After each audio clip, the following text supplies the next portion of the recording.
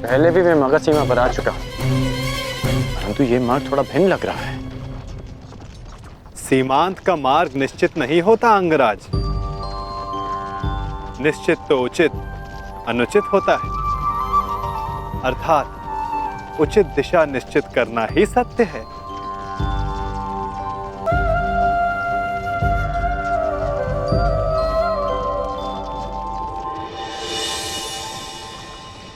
मन की शुद्धि के लिए आवश्यक है कि उत्सुकता के वेग को रोका ना जाए। प्रश्न नहीं करोगे तो उत्तर कैसे पाओगे? तुम्हें कैसे पता कि मैं कुछ पूछना चाहता हूं? एक माता को कैसे पता होता है कि आज उसके बालक को क्या खाना है? एक ढाल को कैसे पता होता है कि तलवार किस ओर से आनी है? ये मन की भाषा है अंगराज। अपना मन सचेत हो तो दूसरे का मन पढ़ना कठिन नहीं। तो तुम मन की बातें भी पढ़ लेते हो? अवश्य। सारथी जो हूं, रथी का मार्ग प्रदर्शन करने के लिए उसका मन पढ़ने की कला एक सारथी को अवश्य आनी चाहिए।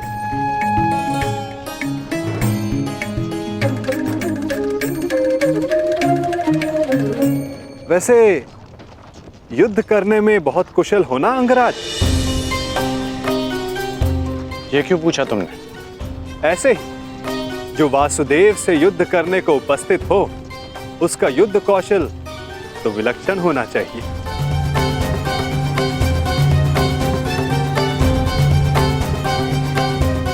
तुम्हें कैसे पता कि मैं वासुदेव से युद्ध करने जा रहा हूं?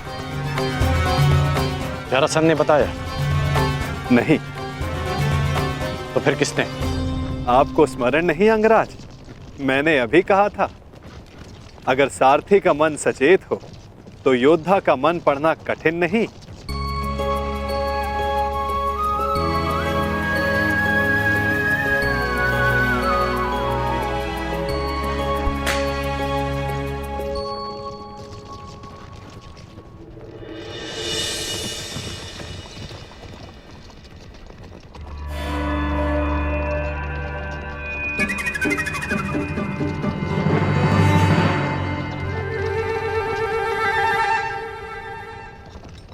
सारथी, और तीव्र और तेज चलाओ।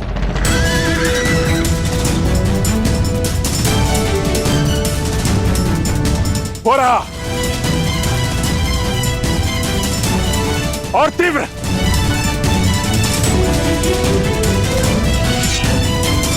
जरासंध को एक बार और मूर्ख नहीं बना सकता ये वासुदेव। और तीव्र।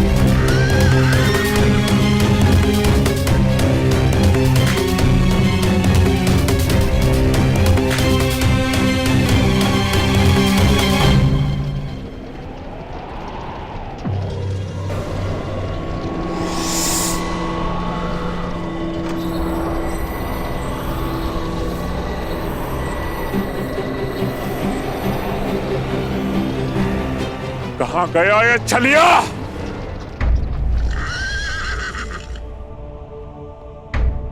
अब ये रथ क्यों रोक दिया? मेरा मन पढ़ने के लिए? मन पढ़ने के लिए नहीं, मार्ग पढ़ने के लिए।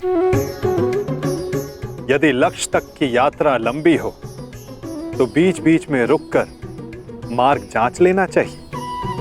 भाप लेना चाहिए कि कहां के लिए निकले थे, कहां तक पहुंचे हैं और कहां जा रहे हैं, और ये यात्रा आवश्यक है या नहीं।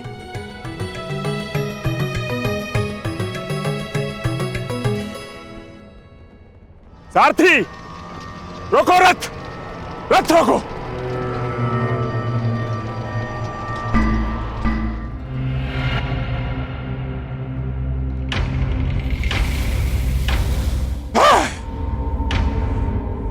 फिर से जरासंध की आंखों में धूल चौंक गया ये कृष्ण, परंतु यह जरासंध भी हार नहीं मानेगा। चलो सारथी।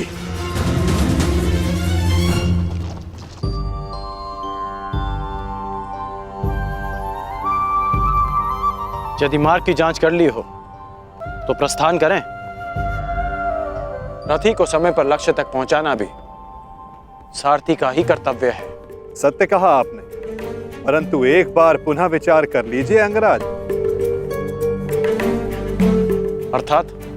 अर्थात मैं इंद्र का सारथी नहीं कि मैं जल और वायु पर भी रथ चला सकूं। सामने देखिए अंगराज।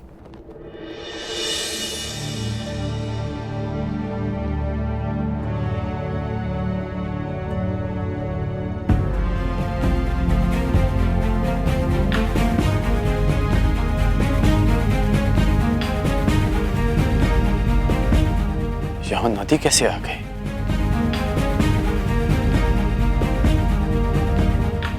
और मैंने इसे पहले क्यों नहीं देखा? नदी हमारे मार्ग में नहीं आई है अंगराज, हम नदी के मार्ग में आए हैं। अब सोचना यह है कि इस बाधा को कैसे पार करेंगे आप।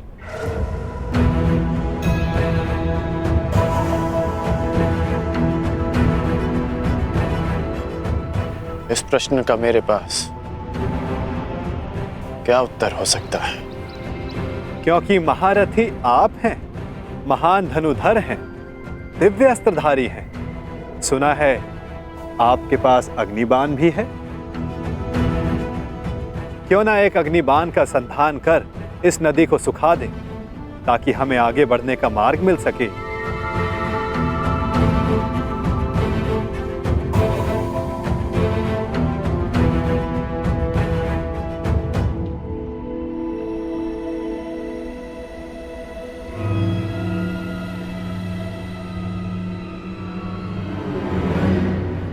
आपके लिए समय से ज्यादा महत्वपूर्ण और कुछ है? दुर्गम मार्गों में रथी का कर्तव्य बनता है कि वो अपने सारथी की सहायता करे। यदि रथी सहायता नहीं करेगा तो सारथी लक्ष्य तक उसे कैसे पहुंचाएगा समय पर?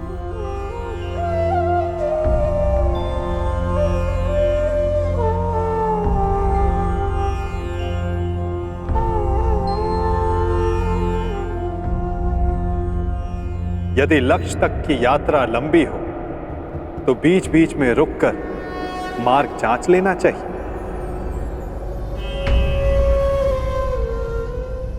भाप लेना चाहिए कि कहां के लिए निकले थे, कहां तक पहुंचे हैं और कहां जा रहे हैं, और ये यात्रा आवश्यक है या नहीं। नहीं,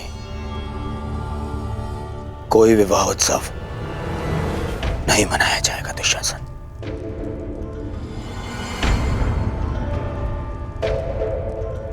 दुर्योधन तब उत्सव मनाएगा जब उन पांडवों का अंत हो जाएगा। उत्तम दुर्योधन, उत्तम।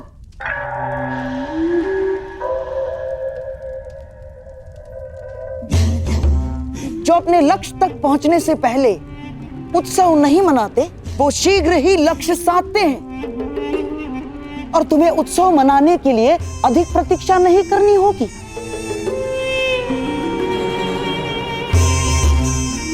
पुरोचन अधिकतम अगली पूर्णिमा तक लाक्षागृह का निर्माण कर ही देगा। तो बस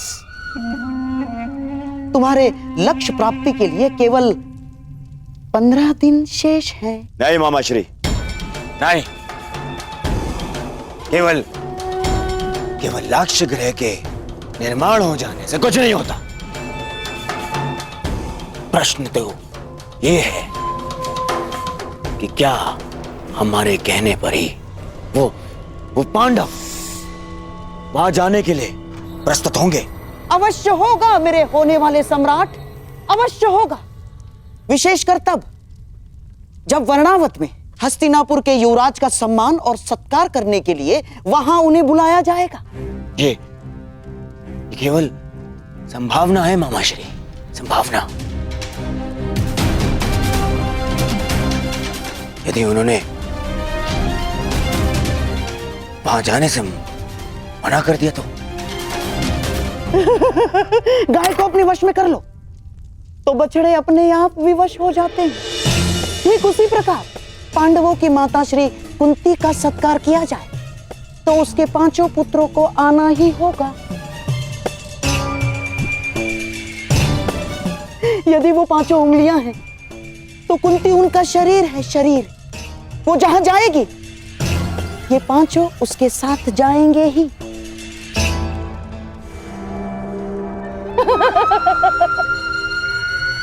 परंतु मामाश्री, वो लाक्षाग्रह है,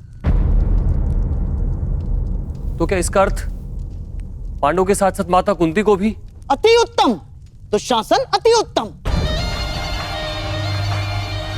तुम्हारे मन में अचानक से दया जाग गई। मैं तो बड़ा प्रसन्न हुआ अपने भांजे की मानवता से।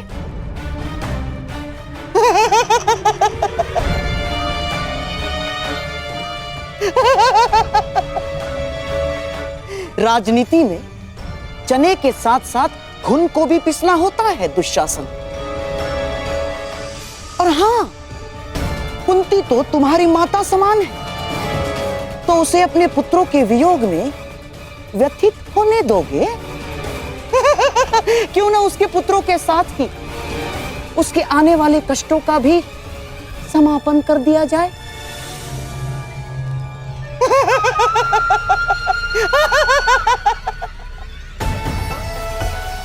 तुम्हारे भ्राता को सिंहासन तक पहुंचने के लिए कई शवों पर पांव रखने होंगे दुशासन, रखने ही होंगे। तो यदि 5 के स्थान पर 6 हो जाए तो उसमें अंतर क्या होगा दुशासन?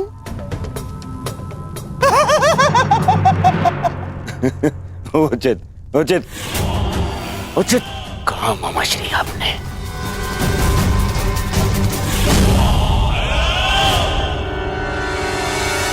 उचित कहा। ये उचित नहीं है। क्या उचित नहीं है अंगराज? अस्त्रों का प्रयोग। मैं योद्धा हूं, हत्यारा नहीं। यदि इस धारा को सुखा डाला तो इस जल के जीव जंतु मारे जाएंगे और निर्दोषों का वध मुझे स्वीकार नहीं। और अभी तुमने कहा कि यह नदी हमारे मार्ग में नहीं, हम नदी के मार्ग में आए हैं, तो नदी को सुखा देना उचित नहीं होगा। अति उत्तम। आशा है भविष्य में भी आपको ये बात स्मरण रहेगी अंगराज। मेरा तात्पर्य ये है कि अब हम रास्ता बनाएंगे कैसे? इस नदी को पार करना ही पड़ेगा अगर हमें समय पर पहुंचना है। आगे चलकर देखते हैं, कहीं तो जल स्तर कम होगा जहां से हमारे अश्व और रथ निकल सकें। प्रस्थान करो। ठीक है, चलते हैं।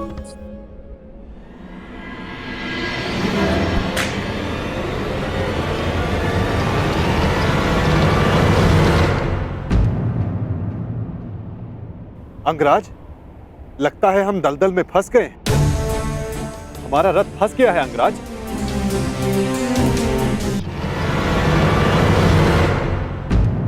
अंगराज, लगता है हम दलदल में फंस गए।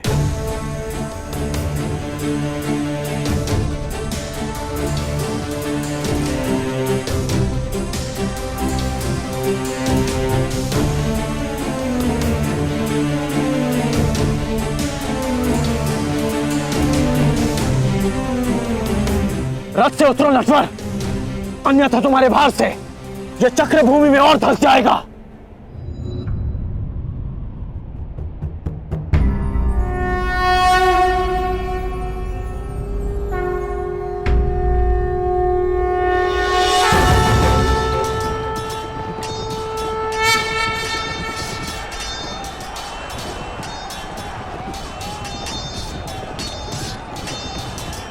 धनुष उठाओ पार्थ, संधान करो।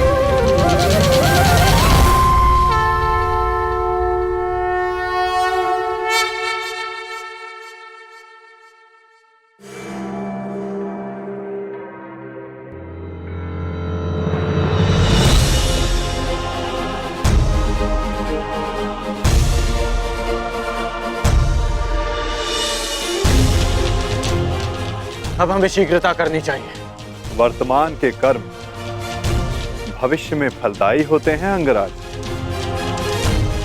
कोई ऐसा कार्य मत करना कि भविष्य पीड़ादायी हो। तुम कभी कोई सीधी बात क्यों नहीं करते?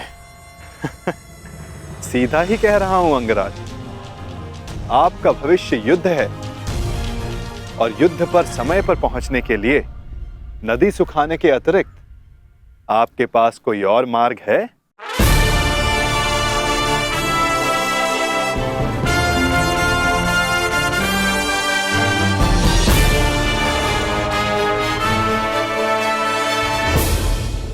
आपका भविष्य युद्ध है और युद्ध पर समय पर पहुंचने के लिए नदी सुखाने के अतिरिक्त आपके पास कोई और मार्ग है?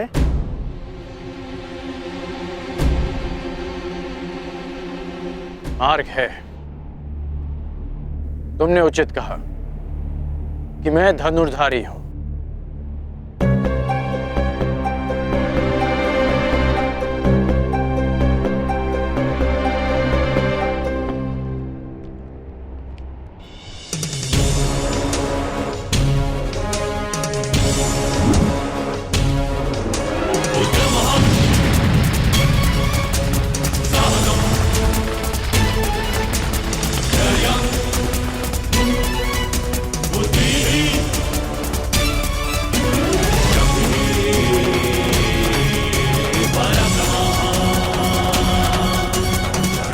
अब आगे बढ़ें।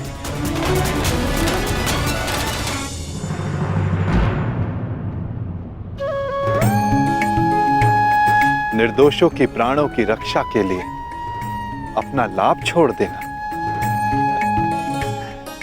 अच्छा लक्षण है कौंताय।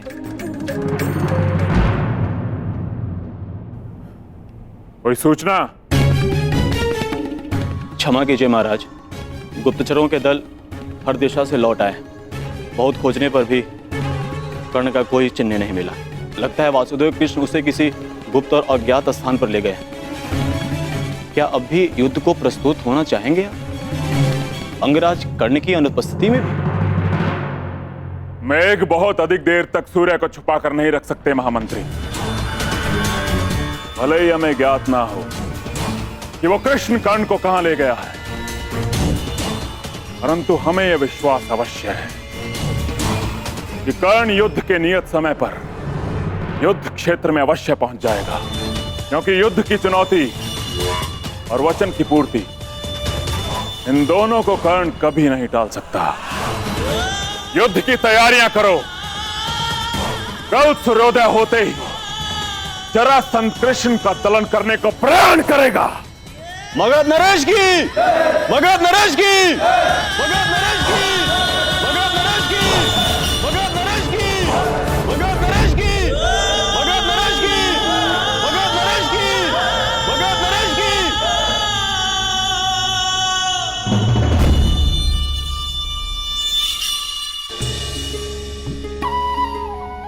रुक क्यों गए?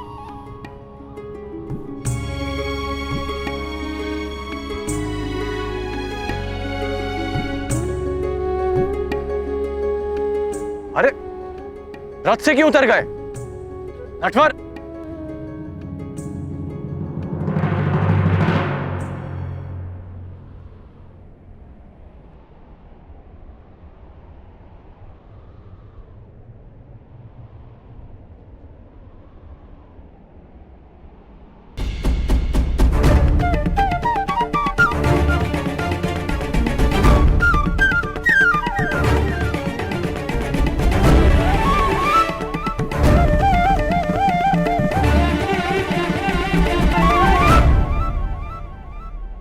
अब क्या हुआ? यहां क्यों आ गए? क्या करूं अंगराज, मैं आपकी भांति महान योद्धा नहीं, एक साधारण सारथी हूं। रथ को धकेलने से थकान हो गई है, इसीलिए विश्राम चाहिए। परंतु तुमने ही कहा था कि इस समय सबसे अधिक महत्वपूर्ण है। हाँ, पर समय भी समय समय पर विश्राम लेता है। हृदय के दो स्पंदों में विराम होता है। श्वास के प्रवास में विराम होता है, वर्षा के बूंदों के मध्य विराम होता है। इसीलिए मैं भी अल्प विराम ले रहा हूं। यदि समय विपरीत होता तो मैं विश्राम नहीं करता, गहन निद्रा में होता, लंबी निद्रा में।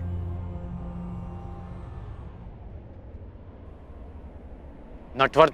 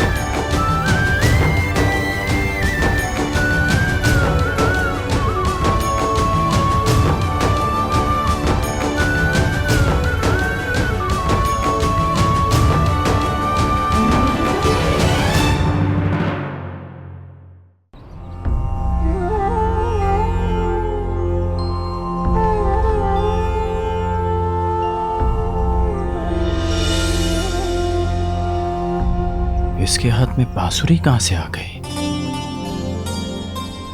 हो गया विश्राम? थकान पूरी हो गई? सारथी हूं। रथी की थकान को दूर करना भी मेरा कर्तव्य है।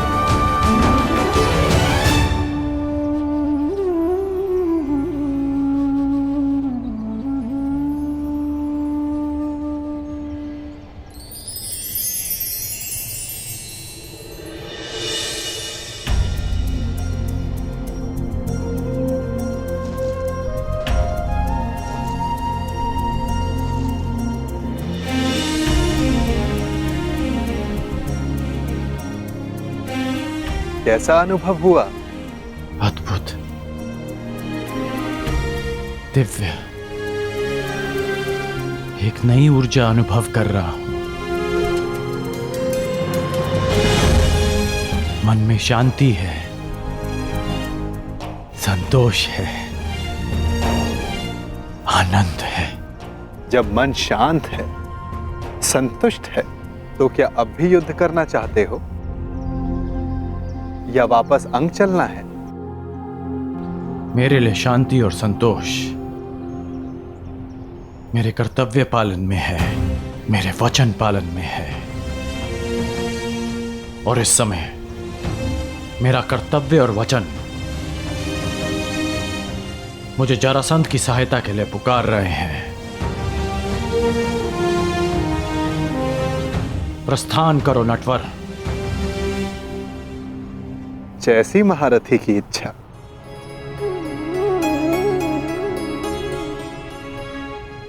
आइए।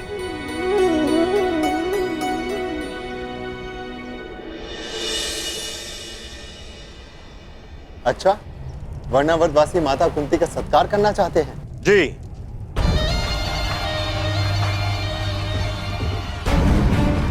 संदेश में कुछ ऐसा ही लिखा है। हम वारणावतवासी युवराज माता कुंती का मातृत्व प्रतीक के रूप में सत्कार करने की अभिलाषा रखते हैं।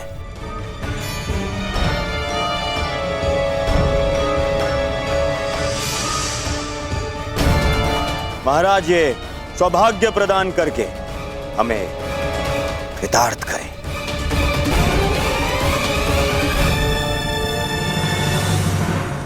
बहुत ही सुंदर विचार है।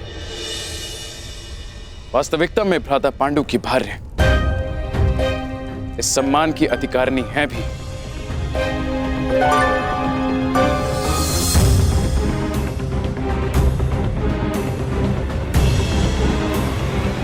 वो तो ठीक है ज्येष्ठ पिताश्री, परंतु एक बात समझ नहीं आई। ये निमंत्रण तुम्हें क्यों भेजा गया दुर्योधन?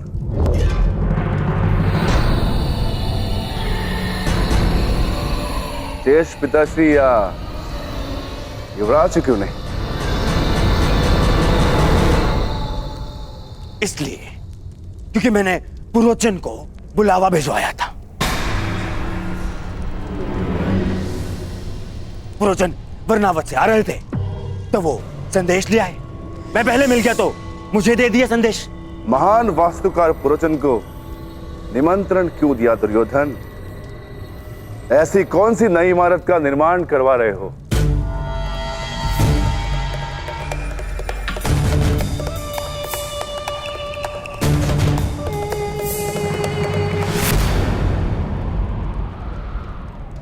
नहीं, वो क्या है कि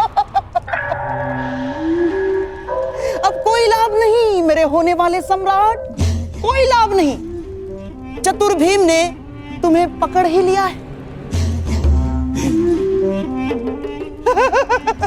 बात यह है भीम कि दुर्योधन अपने ज्येष्ठ भ्राता को भेंट देने के लिए एक सुंदर महल का निर्माण करवा रहा है।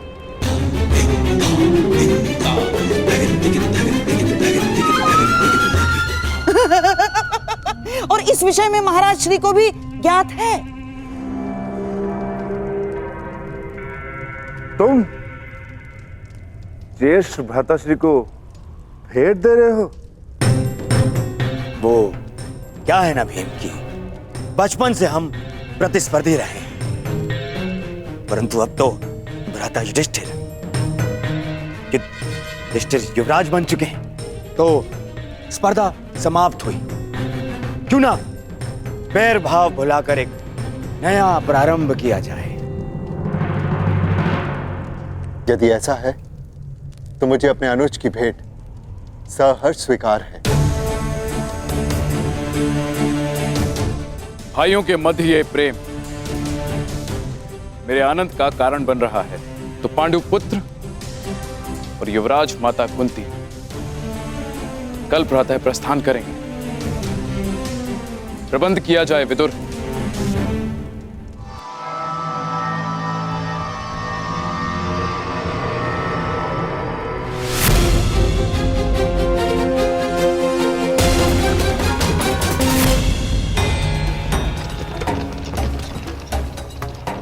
कब तक पहुंच पाएंगे हम? मार्ग का क्या भरोसा अंगराज? कदाचित कल प्रातः तक या मध्यांक तक या फिर संध्या भी हो सकती है। नहीं, हमें शीघ्र पहुंचना होगा। युद्ध प्रातःकाल प्रारंभ होने वाला है। योद्धा का युद्ध और मनुष्य का प्रारब्ध उसके कर्म के हाथों में होता है वीर। यदि इतनी ही शीघ्रता थी तो जलधारा के सामने इतना समय क्यों व्यर्थ किया? चला देते बाण, सुखा देते नदी को, मर जाने देते सारे जीव जंतुओं को। मैंने तुमसे पहले भी कहा है कि निर्दोषों का वध मुझे स्वीकार नहीं। यदि कोई लक्ष्य बिना रक्तपात के प्राप्त किया जा सके तो प्रयास अवश्य करना चाहिए।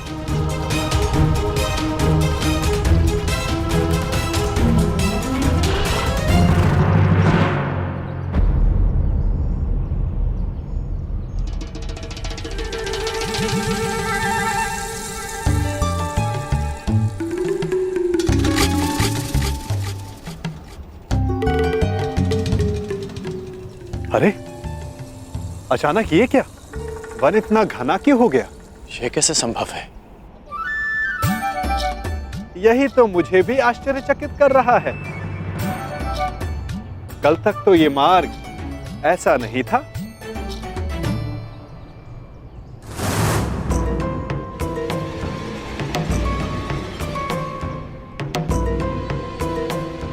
एक दिन में अचानक ऐसा क्या हो गया?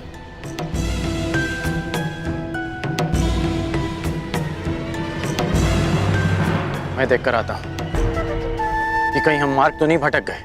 अवश्य।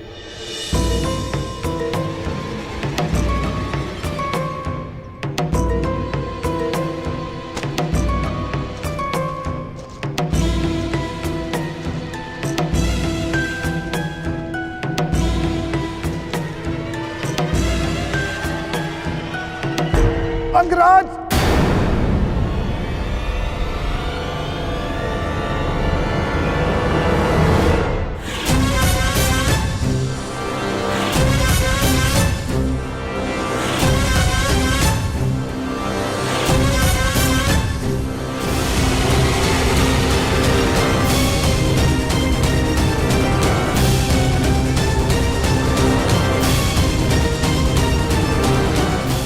रक्षा करो अंगराज, रक्षा करो।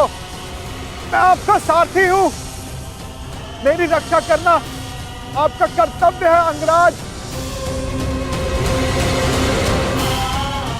रक्षा करो अंगराज, ये सर्प मेरे प्राण ले लेगा अंगराज।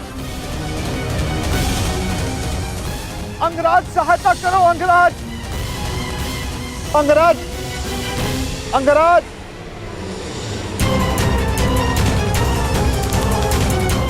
अंगराज, ये सर्प अपनी कुंडली कसता जा रहा है अंगराज।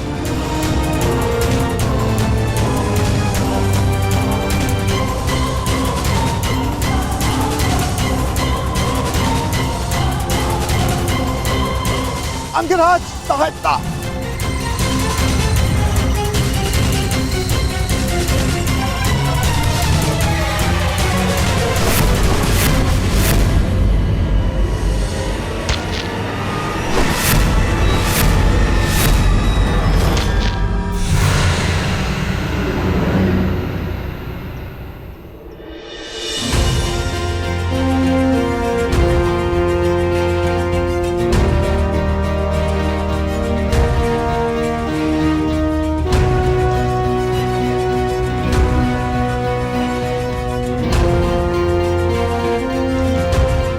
ठीक हो तो चलें। जलधारा के जीवों को नहीं मारा, परंतु इस सर्प का वध कर दिया। क्यों? तुम जीवित रहना नहीं चाहते क्या? निस्संदेह, परंतु वो सर्प भी जीवित रहना चाहता होगा अंगराज। मेरा तात्पर्य ये है, अभी कुछ ही देर पहले रक्तपात से बचने वाले, शांति और अहिंसा का समर्थक होने वाले अंगराज इस समय भिन्न व्यवहार क्यों किया? क्यों उस सर्प का वध कर दिया? क्यों अशांति की? क्योंकि परिस्थितियां भिन्न थी। हाँ, मैंने उस सर्प को मारा क्योंकि उसने तुम पर आक्रमण किया। शांति भंग उस सर्प ने की, मैंने नहीं।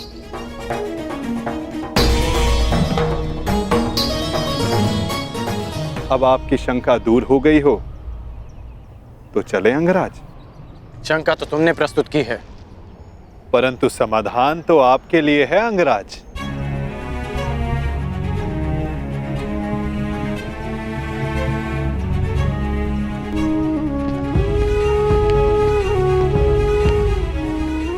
वास्तविक शांति और मिथ्या शांति में अंतर कर पाने की योग्यता, दृष्टिगत से परे देख सकने की क्षमता जो तुम में है, वो हर मनुष्य में नहीं होती। मैं प्रभावित हुआ।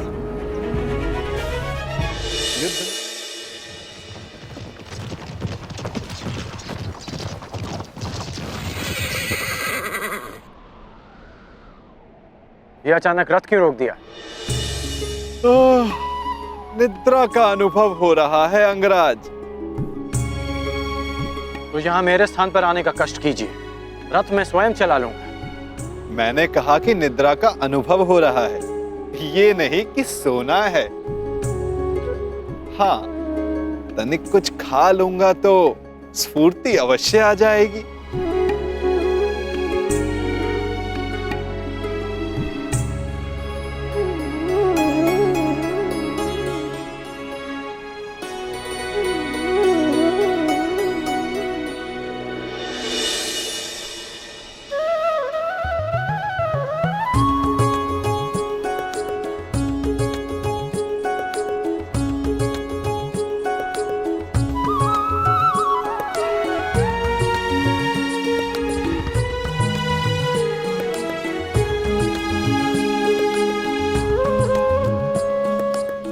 ये पात्र कहां से आ गया?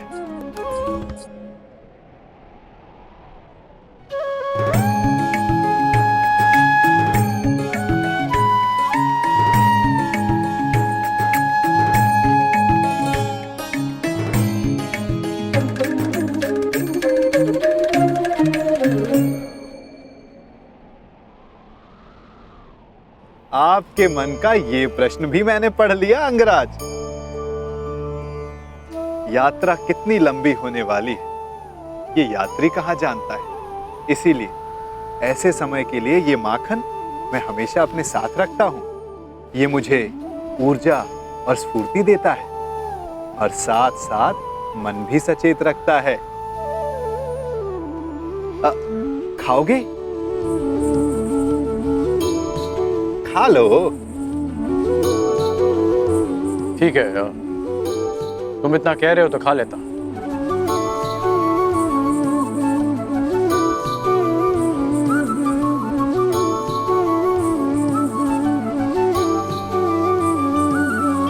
कहा था ना, स्फूर्ति मिलेगी। थोड़ा और मिलेगा? हाँ, ये केवल मेरा है,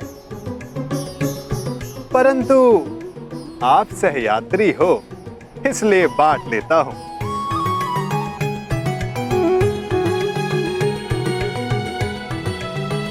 कभी सुना है आपने कि माखन और दूध में शत्रुता हुई है?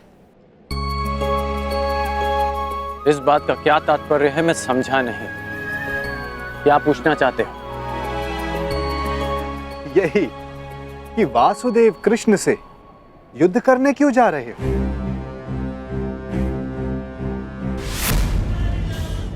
यही कि वासुदेव कृष्ण से युद्ध करने क्यों जा रहे हो, जबकि समान गुण वालों को मित्र होना चाहिए।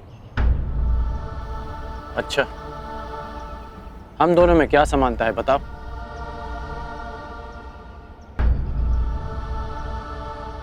एक बालक जिसको जन्म किसी और ने दिया, पाला किसी और ने, जो बालपन से ही अन्याय और अधर्म से लड़ता आया हो, जिसका लक्ष्य अन्याय का नाश है, जिसने प्रेम किसी से किया और विवाह किसी और से करना पड़ा, और अब धर्म संस्थापन के लिए अथक परिश्रम कर रहा है। अब आप ही बताओ, क्या ये समानताएं नहीं है? कुछ असमानताएं भी हैं हमारे बीच। कैसी असमानताएं अंगराज? कृष्ण को जन्म किसी और ने दिया और पाला किसी और ने, परंतु मुझे मेरे सगे माता पिता ने पाला है। निसंदेह, परंतु लक्ष्य दोनों का समान है। इसीलिए इस यात्रा में एक दूसरे का सहायक होना चाहिए, विरोधी नहीं। कदाचित हम दोनों एक ही पक्ष में होते हैं। यदि मैं जरासंध को वचन नहीं देता कि मैं कृष्ण के विरुद्ध उनकी सहायता करूंगा। युद्ध में सम्मिलित होने का वचन दिया है या कृष्ण के विरुद्ध युद्ध करने का अंगराज? मैं समझा नहीं।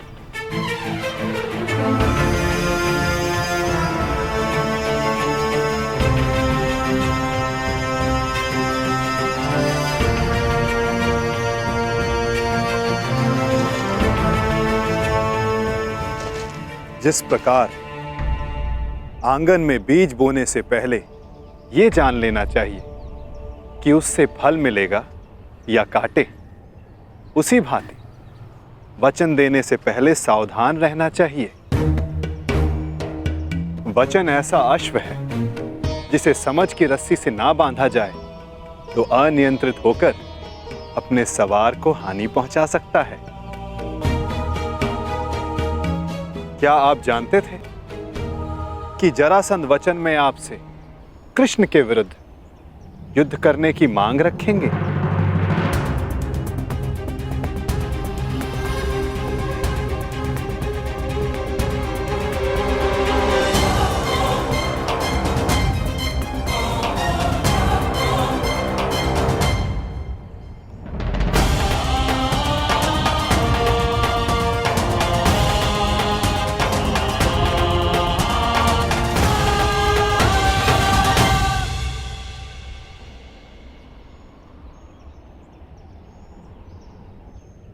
मैंने अपना कार्य पूरा किया अंगराज। आपको समय पर युद्ध क्षेत्र पहुंचा दिया मैंने।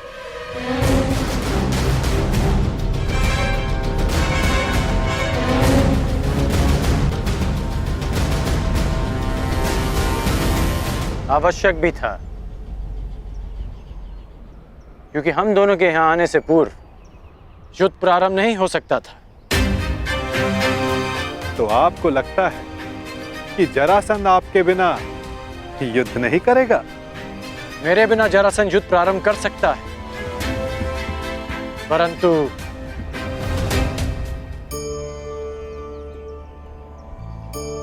परंतु क्या? कहे दीजिए अंगराज।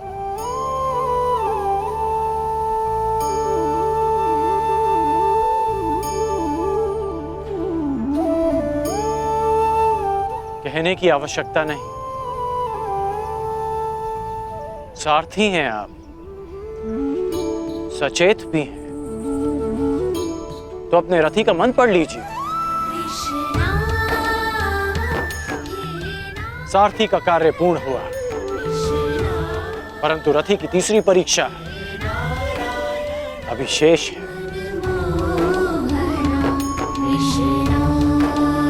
तीसरी परीक्षा? ये क्या कह रहे हैं आप अंगराज?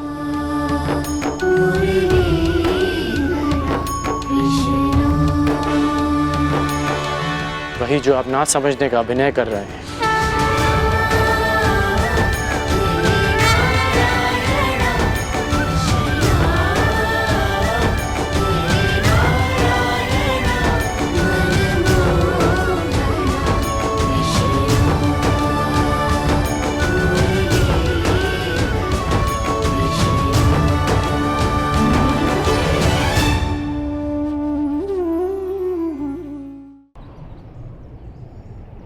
तीसरी परीक्षा? ये आप क्या कह रहे हैं अंगराज?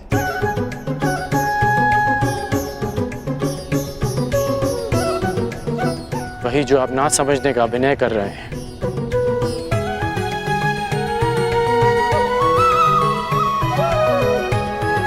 मेरे गुरु परशुराम ने मुझे मानव के त्रिगुण व्यवहार को समझने का ज्ञान दिया है।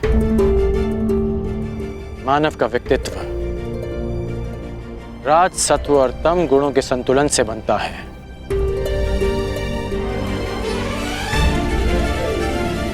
कहते जाओ अंगराज, मैं सुन रहा हूं। रजगुण मनुष्य को स्वार्थी बनाता है।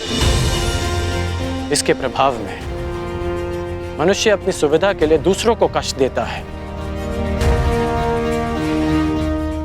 इसलिए मेरी पहली परीक्षा में लक्ष्य प्राप्त करने के लिए मुझे जल जीवों का नाश करना था। परंतु तुम रजगुण के प्रभाव को संतुलित करने में समर्थ रहे। और दूसरा गुण है सत्व गुण, जो मनुष्य को पवित्र बनाता है। उसमें दया प्रेम जैसे गुणों का संचार करता है। परंतु उस पर नियंत्रण ना रखा जाए तो ये भले बुरे में अंतर करने की मति हर लेता है। मनुष्य को हर ओर अच्छाई दिखती है, वो आभासी शांति को सत्य समझ लेता है और बुराई का अंत नहीं कर पाता। हाँ, परंतु तुमने सत्वगुण को भी नियंत्रण में रखा। आभासी शांति का आवरण भेद दिया। मेरे प्राणों की रक्षा के लिए तुमने उस सर्प का वध किया। हाँ, और अब मैं तीसरी परीक्षा की प्रतीक्षा कर रहा हूं, तमोगुण की परीक्षा।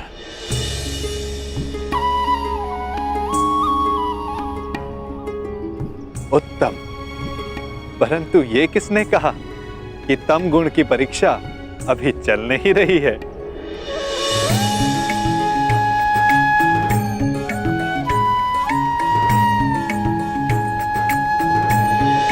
तमोगुण अंधकार के भांति हमें भ्रमित कर देता है।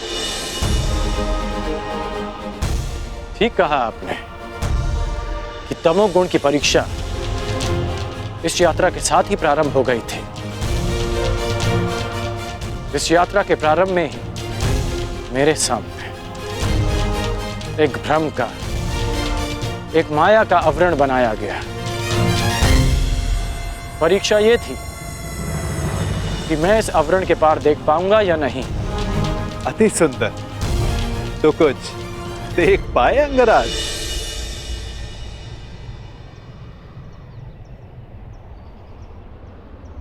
सबसे पहले इस नाटक के सूत्रधार को देखा, नटवर को देखा,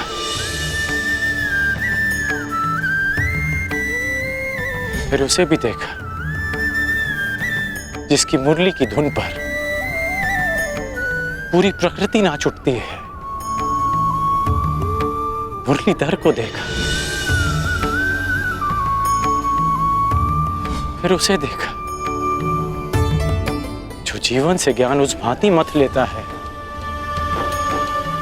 जैसे दूध में से माखन। माखन चोर को देखा,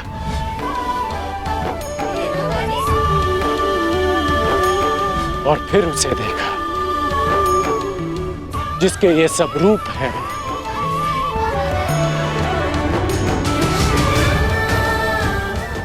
वासुदेव। मैंने वासुदेव को देखा।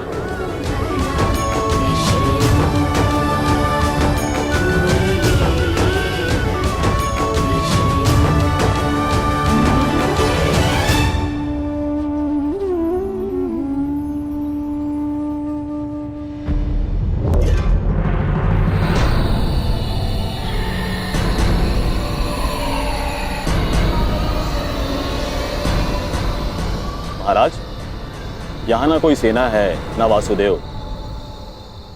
कहीं वासुदेव ने समर्पण का मन तो नहीं बना लिया? नहीं, यदि समर्पण करना होता तो वो कर्ण को अपने साथ नहीं ले जाता।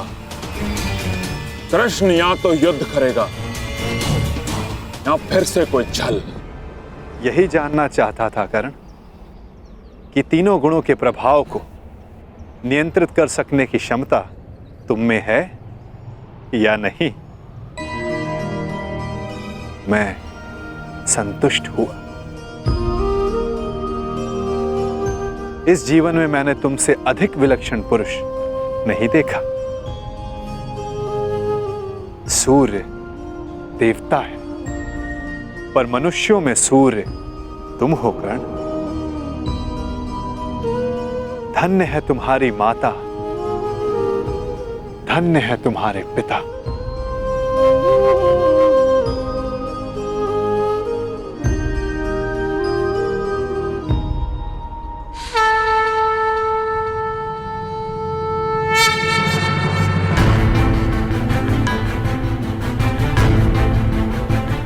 युद्ध की पुकार आ गई है कर। मुझे जाना होगा। युद्ध में सम्मिलित होने का वचन तुम पूरा कर चुके हो। अब यह तुम्हारा निर्णय है कि तुम मुझसे युद्ध करोगे या मेरे पक्ष में रहोगे। जो भी निर्णय लेना सोच समझ कर लेना कर, क्योंकि आज का लिया गया निर्णय भविष्य का निर्धारण करेगा।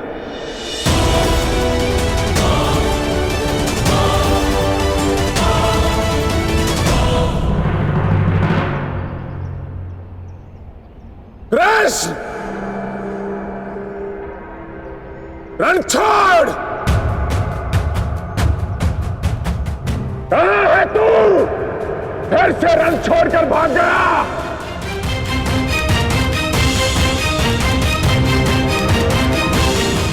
देख रहे हो, सबके समक्ष खड़ा हूं मैं, फिर भी सब मुझे ढूंढ रहे हैं, पुकार रहे हैं।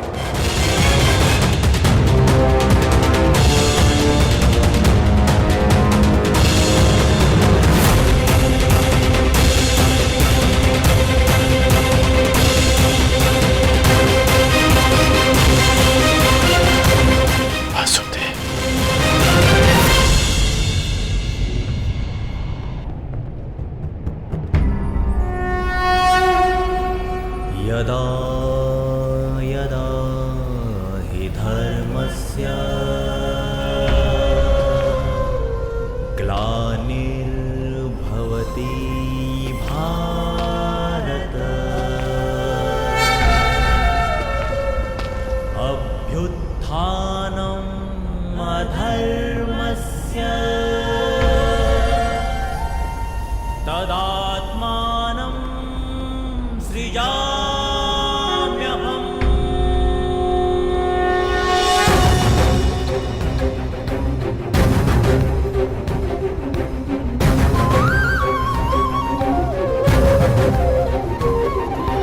यदा यदा हि धर्मस्य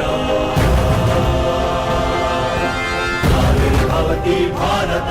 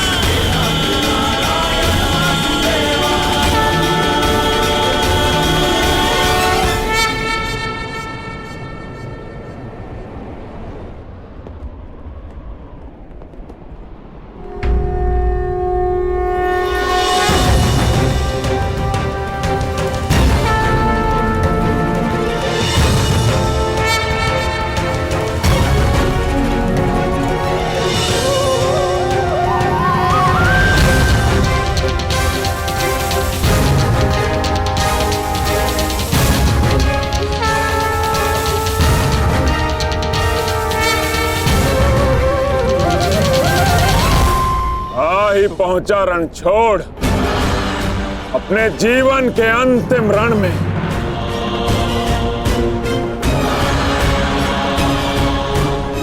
तो कर्ण को छल करके अपने साथ ले गया ताकि युद्ध को टाल सके,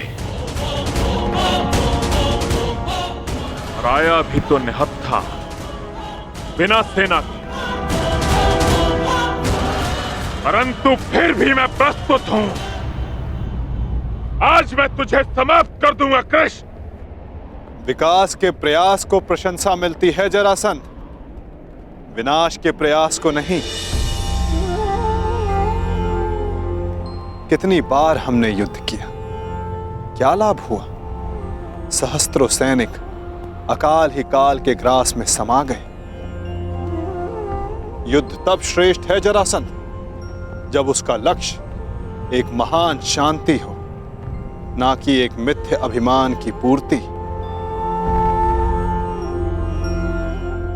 मैं इस विनाश को रोकने का निमंत्रण देता हूं जरासंध, मित्रता का हाथ आगे बढ़ाता हूं, और इसका प्रमाण है कि मैं निशस्त्र आया हूं। अपने अहंकार की निद्रा त्यागो जरासंध, शांति का सूर्योदय चुनो। अरे जा रणछोड़, शांति कायरों की ढाल होती है, वीरों का आभूषण युद्ध होता है ग्वाले, युद्ध। अरे चुनौती स्वीकार कर। संसार की मानवता की ढाल शांति है जरासंध। जिसके पास विनाश की शक्ति हो उसे शांति का विकल्प पहले चुनना चाहिए। वीर वो नहीं जो पल पल में युद्ध को उपस्थित हो जाए, वीर वो होता है जो जब तक संभव हो युद्ध को टाले। तुम्हारे नाम में ही संधि है, तो फिर क्यों युद्ध के कंकड़ से शांति का पात्र तोड़ते हो जरासंध? यदि शांति का पात्र छलका तो विनाश पहाड़ आएगा। मैं कोई मथुरा का ग्वाला नहीं जो तुम्हारी इन मीठी मीठी बातों में आ जाऊं। तुम्हारे उद्देश्यों के बाणों का जरासंध के कवच पर कोई प्रभाव नहीं पड़ेगा।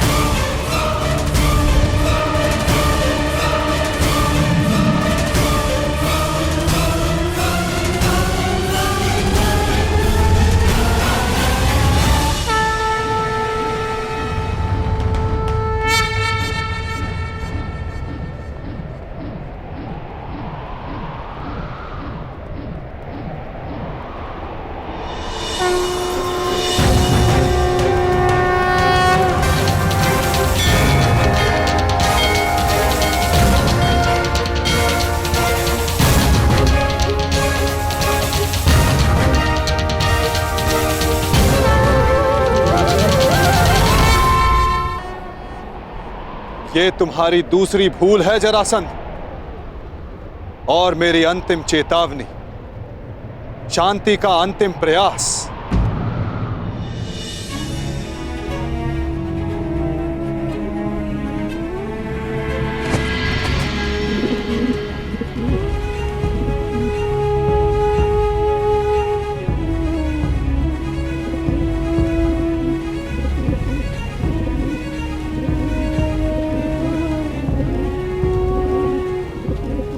सुन रहे हो जरासंध? ये अबोध भी कह रहा है कि शांति रखो। इसके स्वर के बीच के विराम की शांति अनुभव करो जरासंध।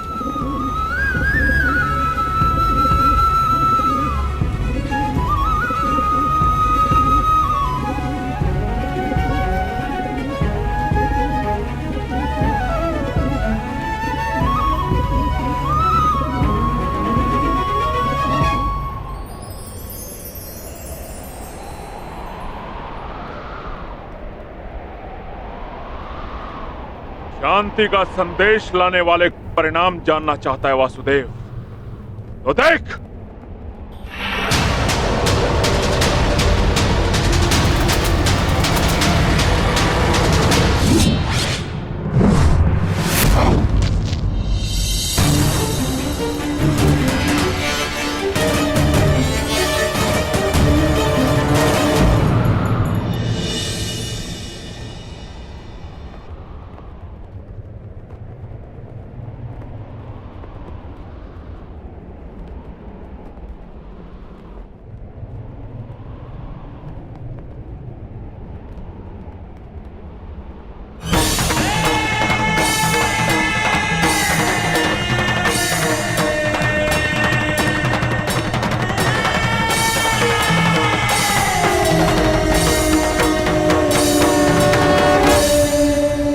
मैं संधि प्रस्ताव लाया। तुमने शांति दूत का वध किया, मैंने शास्त्र से समझाने का प्रयास किया, तुमने शस्त्र उठाया।